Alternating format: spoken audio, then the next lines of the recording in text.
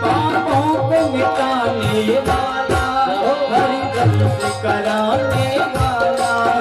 ये सतगीत भागवत पुनीत पापों को मिटाने वाला, हरि दर्श कराने वाला। ये सतगीत पावन पुनीत पापों को मिटाने वाला, हरि दर्श कराने वाला। ये सतगीत पावन पुनीत पापों को मिटाने वाला, हरि दर्श कराने वाला।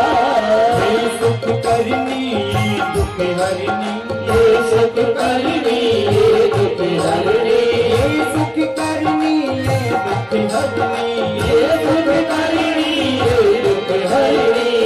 मधुसूदन की है आरती, पापियों को पापों से है आरती। श्री भागवती भगवान की है आरती, पापियों को पाप से है तारती। मधुर बोल जगत खोल सन मार्ग दिखाने वाला, बिगड़ी को बनाने वाला। ये मधुर बोल मेरे मन खोल सच बात बताने वाला, बिगड़ी को बनाने वाला। ये मधुर बोल जग मंद खोल सन मार्ग बताने वाला, बिगड़ी को बनाने वाला। ये मधुर बोल मेरे मन खोल सच बात बताने वाला, बिगड़ी को बनाने वाला।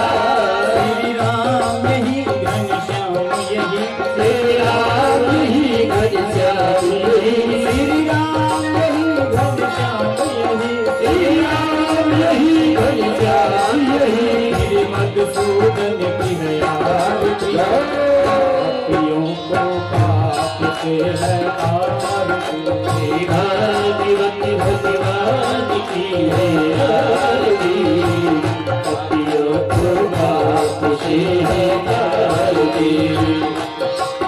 ये अमर ग्रंथ ये मोटे पात ये पंचम वेद निराला, नव ज्योति जगाने वाला।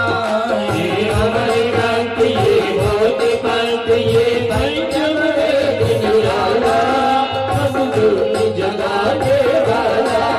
ये अमर ग्रंथ ये मोटे पात ये पंचम वेद निराला, नव ज्योति जगाने वाला।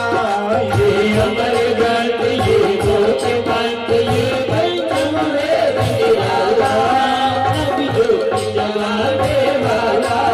हरि नाम यही हरि ध्यान यही, हरि नाम यही हरि ध्यान यही, हरि नाम यही हरि ध्यान यही, हरि नाम यही हरि ध्यान यही। जगते मंगल की है पापियों को पाप से है आरती। श्री भागवती भगवान की है आरती, पापियों को पाप से है तारती। भगवान की है आरती, पापियों को पाप से है आरती।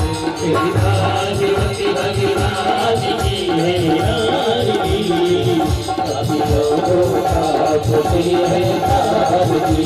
कर्पूरी गौरम करुणावतारम संसारसारम भजेन्द्रहारम, राम चंद्र दयालेन्द्र भवानी भवानी। त्वमेव माता सदा त्वमेव, त्वमेव बन्धो सदा त्वमेव, त्वमेव वेदान्तरं त्वमेव, त्वमेव सर्वं मम देवदेव, त्वमेव सर्वं मम देवदेव।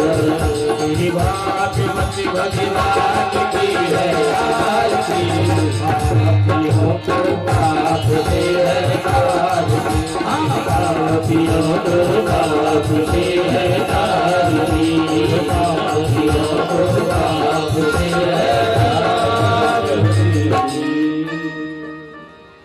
बोले भागवत भगवान की जय। यतो यतः समीहते ततो नो अव्ययं पुरुष शरणः कुरु प्रजाभ्यो वयन्नः पासुभ्याः। सभी भक्त अपने यथास्थान बैठ जाएं। गोविंद गोविंद गोपाला मुरली मनोहर नंदलाला। गोविंद गोविंद गोपाला मुरली मनोहर नंदलाला। गोविंद गोविंद गोपाला मुरली मनोहर नंदलाला।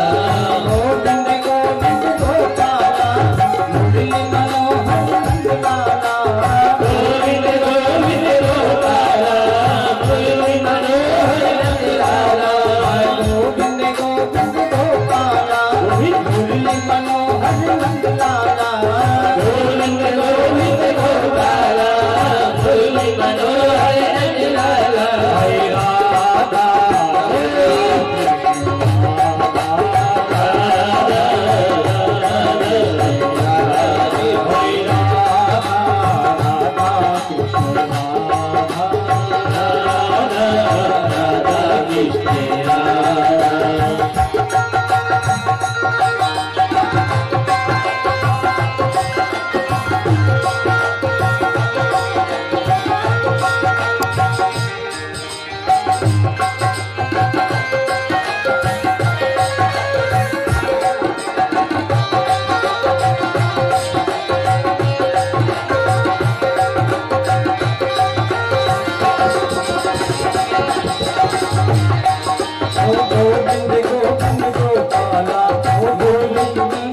नंदलाला। गोविंद गोविंद गोपाला मुरली मनोहर नंदलाला। गोविंद गोविंद गोपाला मुरली मनोहर नंदलाला। गोविंद गोविंद गोपाला मुरली मनोहर नंदलाला। गोविंद गोविंद गोपाला मुरली मनोहर नंदलाला। गोविंद गोविंद गोपाला मुरली मनोहर नंदलाला। हरे राधा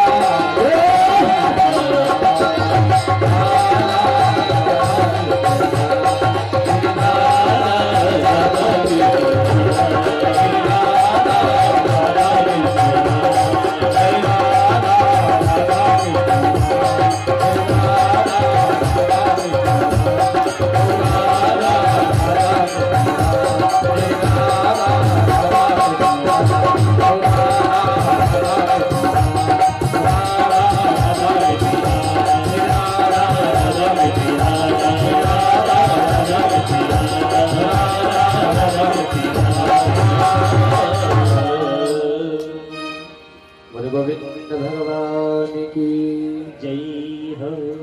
भाग्योदय नमः जन्मा समर्जितेन सत्संगम च लभते पुरुषो। को श्राप लगा था, वो सुखदेव जी महाराज कथा सुना रहे। कथा सुनाने की तैयारी हो रही है। देवताओं के मन में विचार आया, उस स्वर्ग लोक से उस अमृत के कलश को लेकर के आए और सुखदेव जी के पास पहुंचे और जाकर के कहने लगे, हे प्रभु, ये स्वर्ग का जो अमृत है आप इसको ले लो और इस अमृत को आप परीक्षित को पिला दो। क्योंकि परीक्षित को जो श्राप लगा था कि सप्तम दिवस मृत्यु हो जाए, प्रभु जब अमृत को पान कर लेगा तो उसकी मृत्यु नहीं होगी। सुखदेव जी के मन में विचार आया, ये देवता इतने सीधे नहीं हैं जो स्वर्ग का अमृत ऐसे ही प्रदान कर दे। कुछ बात अटपटी सी लगी। अगर कोई भक्त आपके प्रति ज्यादा प्रेम करने लगे, ज्यादा व्यवहार करने लगे, तो समझ लो कुछ दाल में काला है, कुछ तो गड़बड़ झाला। को ज्यादा प्रेम की बात करे, ज्यादा स्वार्थ की बात करे, स्वार्थ लाग करे सब प्रीति, बगैर स्वार्थ के तो कोई प्रेम नहीं करता है। ये हमारे यहाँ की परंपरा है। तो सुखदेव जी कहने लगे, अरे देवताओं, तुम ये बताओ, आप ये अमृत जो दे रहे हो क्या मुफ्त में क्यों दे रहे हो? भाई स्वर्ग का अमृत है और वो आपको मिला है, आप ऐसे मुफ्त में परीक्षित को क्यों दे रहे हो? बोले महाराज, हम मुफ्त में नहीं दे रहे। जो आप श्रीमद् भागवत की जो कथा परीक्षित को श्रवण कराने के लिए जा रहे हो, उस कथा को परीक्षित को मत सुनाइए, उसको हमको सुनाओ। तो आज सुखदेव जी कहने लगे, अरे देवताओं, तुम तो छलिया हो, तुम यहां से भाग जाओ। कहां कांच का टुकड़ा और कहां मणि, दोनों में समानता नहीं हो सकती है। आज सुखदेव जी महाराज ने देवताओं को फटकार करके वहां से भजा दिया। देवता रोते रोते जब ब्रह्मा जी के पास पहुंचे और ब्रह्मा जी से निवेदन करने लगे, महाराज ये स्वर्ग का जो अमृत दिया है हमने जाकर के सुखदेव जी को दिया, भागवत कथा श्रवण करने के लिए बोला, तो उन्होंने हमको फटका लगा करके भजा दिया। श्रीमद् भागवत में ऐसा क्या है? आज ब्रह्मा जी ने वो सत्य की तराजू को लिया और एक पर तो श्रीमद् भागवत रख दी एक पल्ले पर, और दूसरे पल्ले पर अमृत रख दिया। स्वर्ग का जो अमृत था उसको रख दिया। जब उठाए तो भागवत नीचे है, अमृत का पल्ला ऊपर उठ गया। अनेक ग्रंथ लिए सभी ग्रंथों को रख दिया, लेकिन भागवत नीचे ही रही और सभी ग्रंथ उठ गए। सब दौड़े दौड़े विष्णु भगवान के पास गए तो विष्णु भगवान को पूरा कृत्य सुनाया। तो भगवान कहने लगे, अरे देवताओं, वो कोई पोथी नहीं है, कोई पत्रा नहीं है, श्रीमद् भागवत में तो मैं साक्षात विराजमान हूं। तो आज बड़े सौभाग्य की बात है, जो देवताओं को भी नहीं मिलती, वो आज हमको सप्तम दिवस तक सुनने को, श्रवण करने को मिले। जो कल कथा का समापन हुआ था, हमने अपनी वाणी को विराम दिया था। परीक्षित महाराज को श्राप लगा, धुंधकारी का मोक्ष, भक्ति, ज्ञान, वैराग्य का उद्धार। जन्मांधस्य तो वन्वनयादितः तच्चार्थे स्वर्गस्वरा तेने ब्रह्म हृदय आदि कवये मुह्यन्त यत सूरयः तेजो वारिमृदां यथा विनिमयो यत्र त्रिसर्गो मृता धामना स्वनेन सदा निरस्तकुहकौ सत्यं परं धीमहि।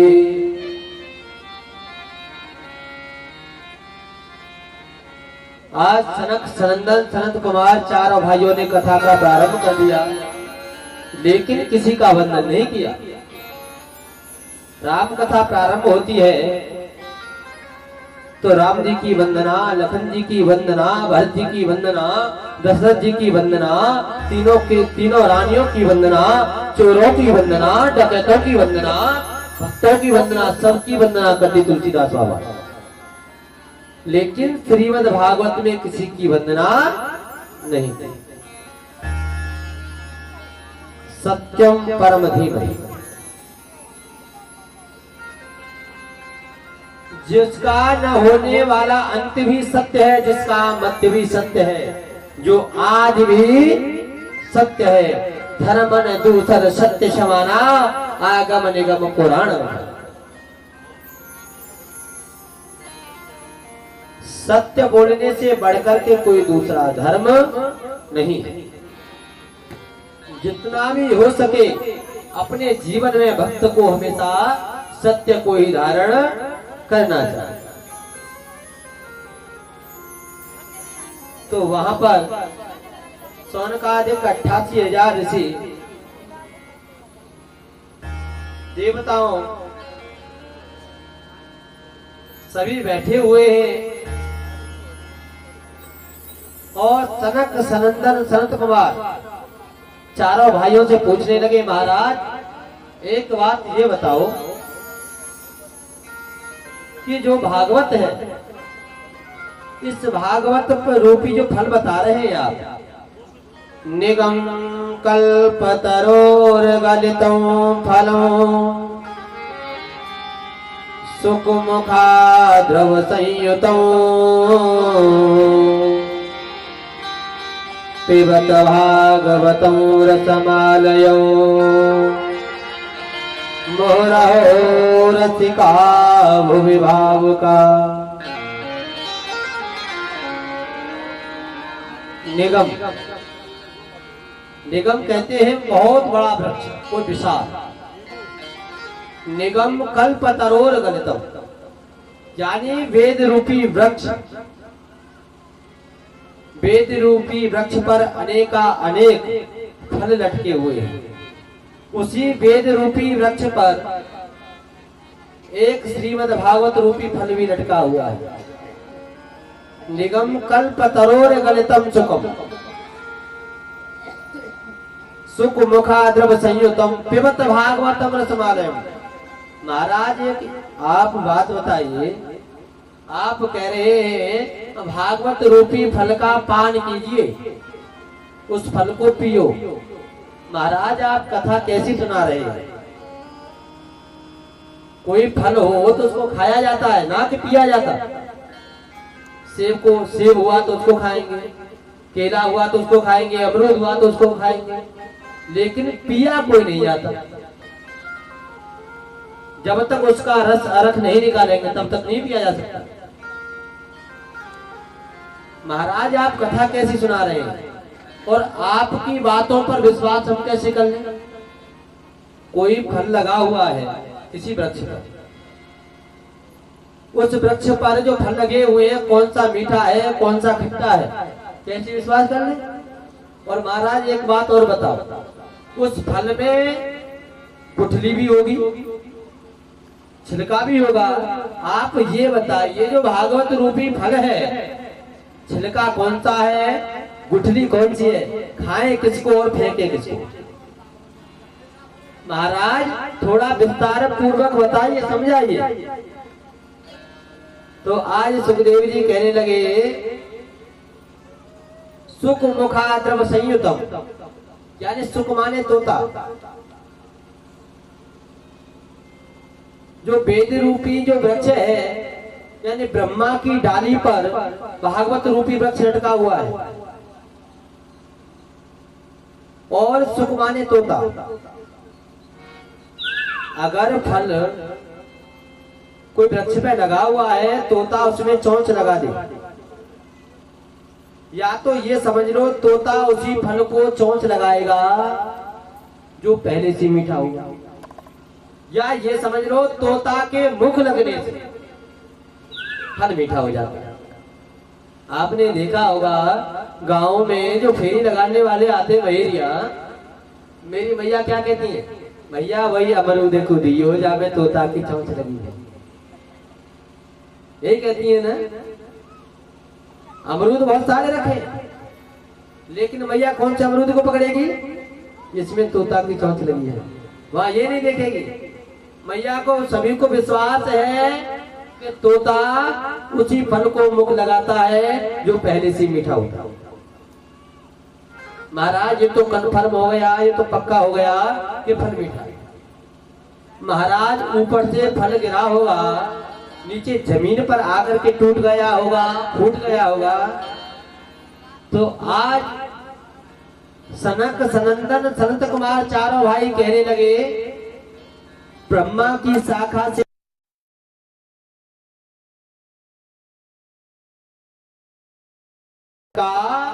तो वेद व्यास जी की शाखा पर आकर के लटका, वेद व्यास जी की शाखा से लटका इस पृथ्वी पर आकर के परीक्षित के द्वारा शनै शनै ये भ्रमण कर रहा है। महाराज ये टूटा फूटा भी, महाराज इसको पिए कैसे, कौन सा गुठली है, कौन सा छिलका है, मीठा तो मान लिया। तो एक भक्त था, जैसे हमारे यहाँ पर निवास ग्राउंड में निवास प्रदर्शनी हो रही है, ऐसे ही एक भक्त था सुनार। उस जो भक्त सुनार था वो सत्संगी था, सत्संग में जाता था। सुनार के यहाँ पर मूर्तियों का कार्य था। उसके मन में विचार आया, उसने 2 मूर्तियां बनाई, यानी 50-50 केजी की। दोनों का वजन बराबर है, दोनों पीतल की मूर्ति है। और उस प्रदर्शनी में जाकर के दोनों को रख दिया और दोनों का रेट बिल्कुल एक कर दिया। बिल्कुल जैसे भाई दोनों एक ही धातु की बनी हुई है, लेकिन दोनों में अंतर कर दिया है। एक 500 रुपए की है तो एक 5000 रुपए की है। सभी भक्त एकत्रित हो गए, उससे पूछने लगे भैया 500 की कौन सी है और 5000 की कौन सी है। तो भक्त कहने लगा ये तो आपको ही डिसाइड करना है कि 500 की कौन सी है और 5000 की कौन सी।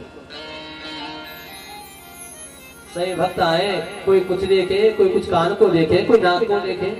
आपने देखा होगा जब पेपर आता है हमारे यहाँ पर अखबार, उसमें आता है ना अंतर पहचानो, तो कोई नाक को देखता है, कोई कान को देखता है, टिक लगाते हैं उसको। तो ऐसे ही सभी भक्त ढूंढने लगे अंतर। वहां से एक संत गुजर रहे थे। संत ने देखा जो ये सुना रहे ये तो सत्संगी है, ये इस मेले में कर क्या रहा है। जो सत्संगी पुरुष होते हैं वो इस भीड़ भाड़ में नहीं जाते। वो संत पहुंचे और कहने लगे अरे भक्त तू इसमें क्या कर रहा है। तो वो सुनार कहने लगा महाराज मेरा तो यही कार्य है, मेरा यही बिजनेस है। बोले मैंने ये 2 मूर्ति बनाई है, दोनों 50-50 केजी की है, दोनों पीतल की है। एक का 500 रुपए और एक का 5000 रुपए। जब इतनी बात कही तो संत कहने लगे भाई 500 कौन सा है और 5000 कौन सी की है, कीमत अलग अलग बताओ। बोले महाराज जी इसकी कीमत को आपको ही भापना है। तो आज संत समझ गए, उन्होंने एक सूतरी ली, उसको जब बटा तो एक मूर्ति उठाई, उसकी कान में डाला। जब सूतरी को कान में डाला तो इधर से कान में डाला तो इधर को वापस आ गया। संत के मन में विचार आया और समझ गए। दूसरी मूर्ति को लिया, फिर सूतरी को डाला। जैसे सूतरी को डाला कान के द्वारा तो कान के होते हुए अंदर हृदय में चली गई। तो आज संत ने कहा ये तो इधर से सुन करके इधर को बाईपास हो जाए, वो तो केवल 500 रुपए का। तो इधर से सुन करके अपने हृदय पे उतार ले वो 5000 रुपए। तो आज कीमत हो गई। उन्होंने ये कहा जो हृदय में उतर जाए इसको पियो भागवता, भागवतम रसमालय मुहुर मुहुर रसिका भूल भाव का। बोले महाराज तुमने तो रसिक जनों को बुलाया, जो भागवत की इच्छा रखने वाले होंगे वही तो आएंगे भागवत में, रसिक जन आएंगे, भक्त ही जन आएंगे और कोई नहीं आएंगे। तो आज सही भक्त कहने लगे महाराज एक बात और बताओ। आपकी बात हमने मानी। ये सुख कौन थे, ये सुखदेव कौन थे। तो आज सनक सनंदन संत कुमार चारों भाई बताने लगे जो सुखदेव थे पहले पूर्व लोक में गोलोक धाम में राधा रानी की गोद में खेलते।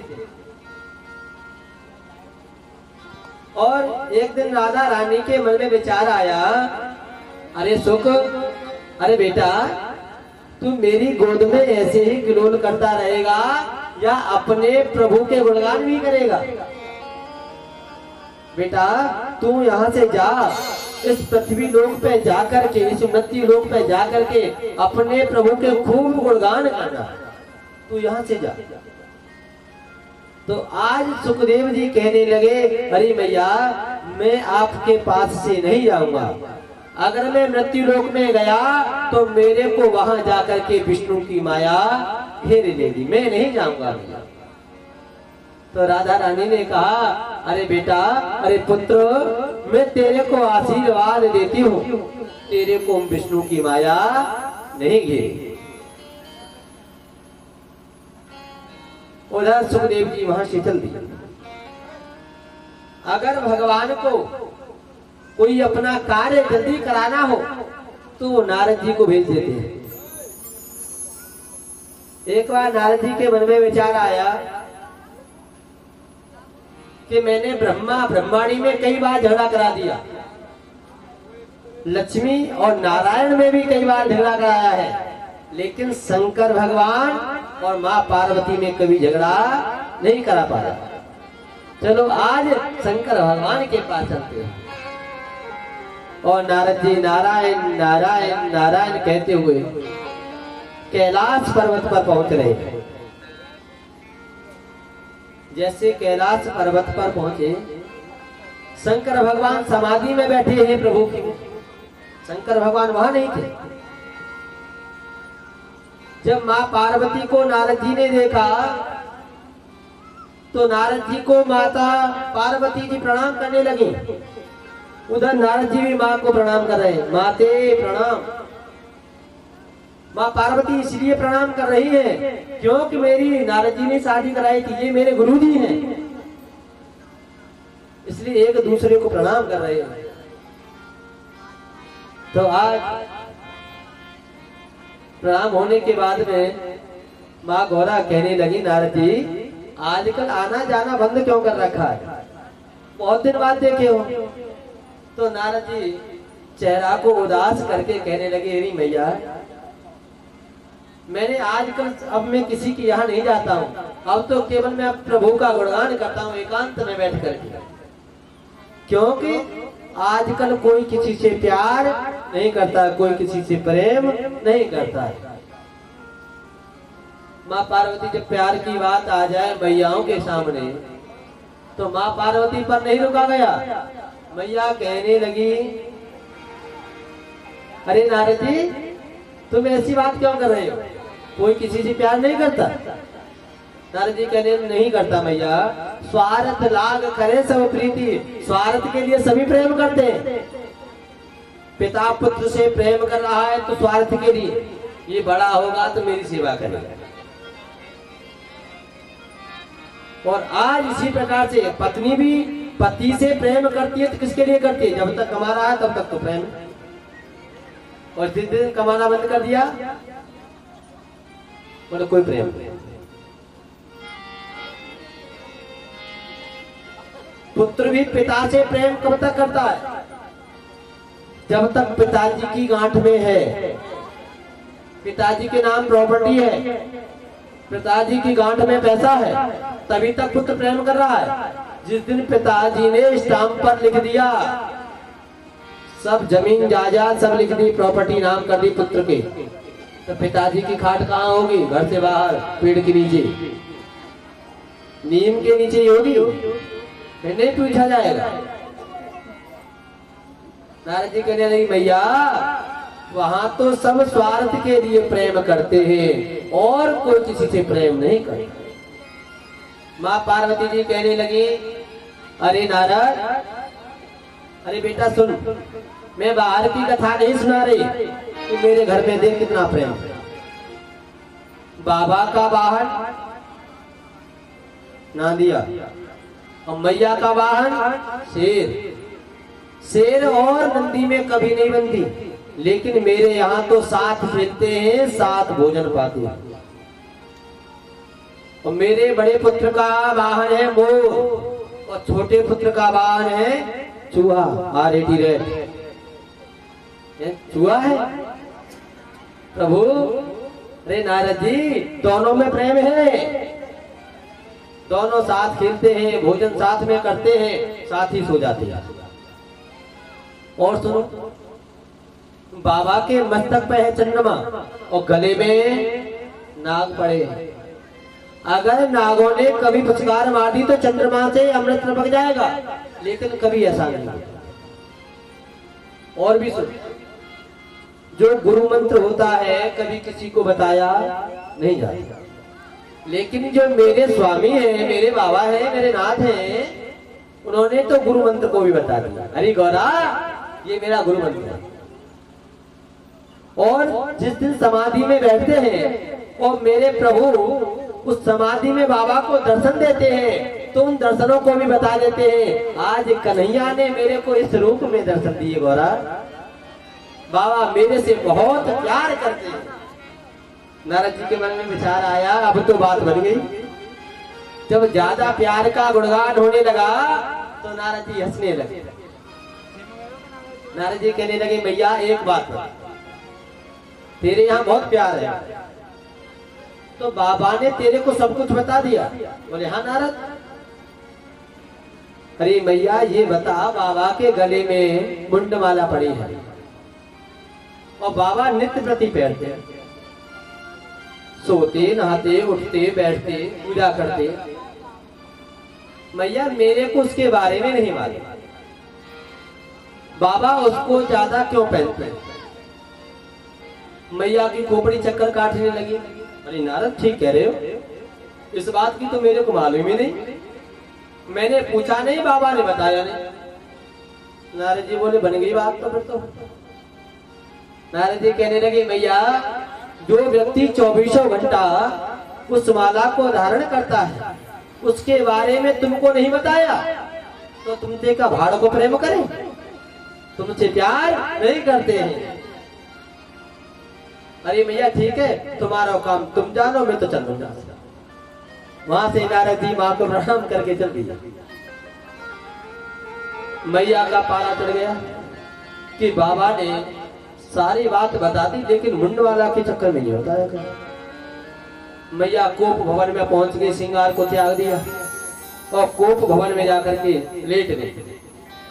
नारद जी लपकते पैरों से चल दिए, कहीं ऐसे न हो बाबा जी आ जाए यहीं पर।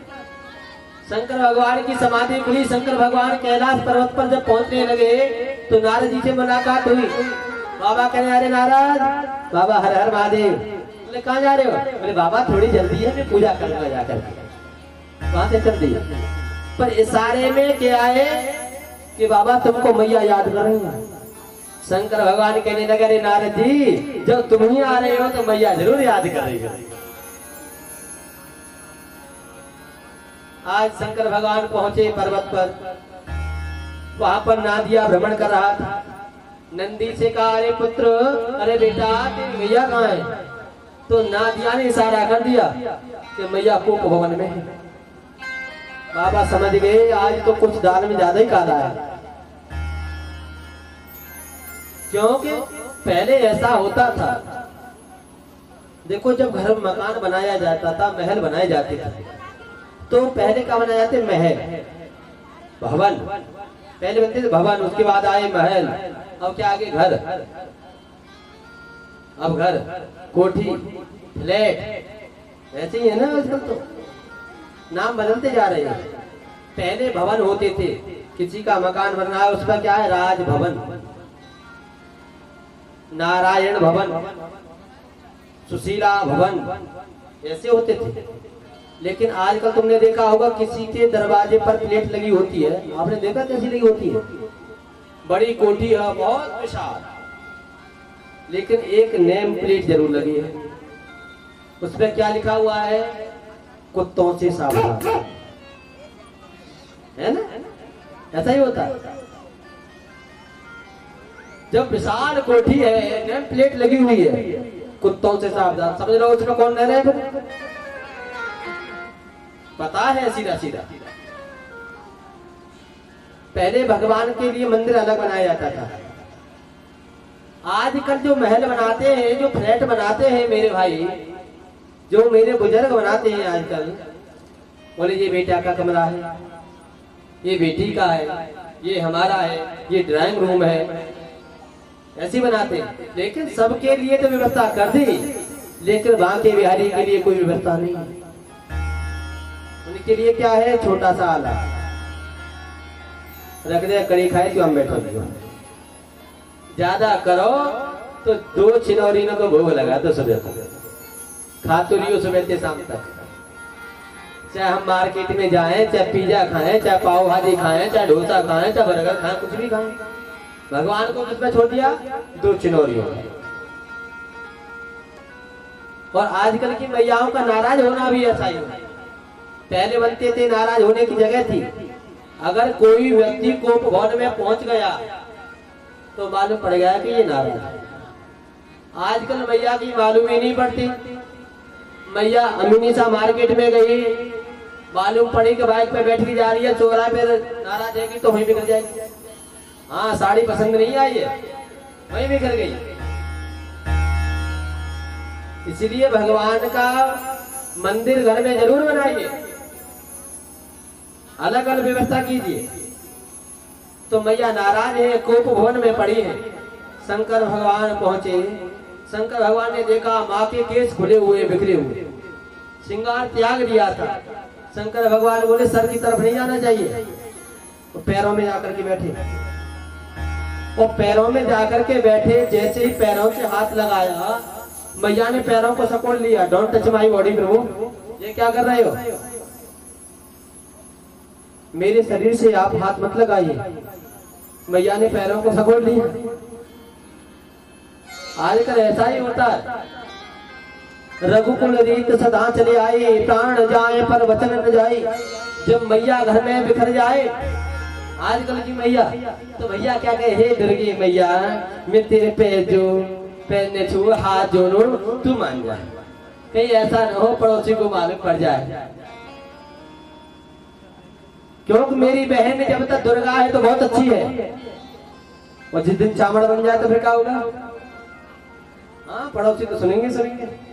तो मेरा भैया कहता है, अरे देवी तू मान जा।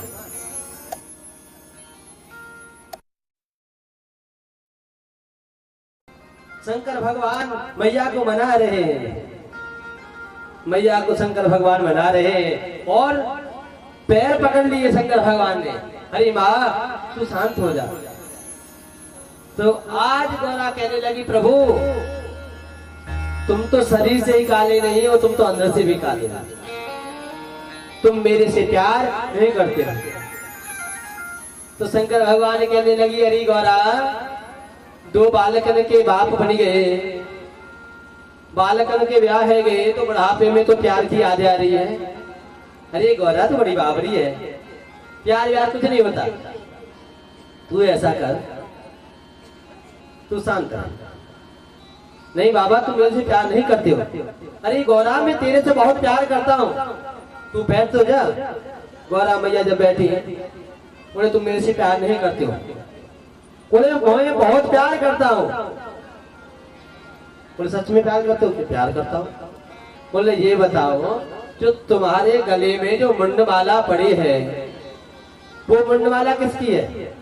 वो आप किस लिए पहनते हो?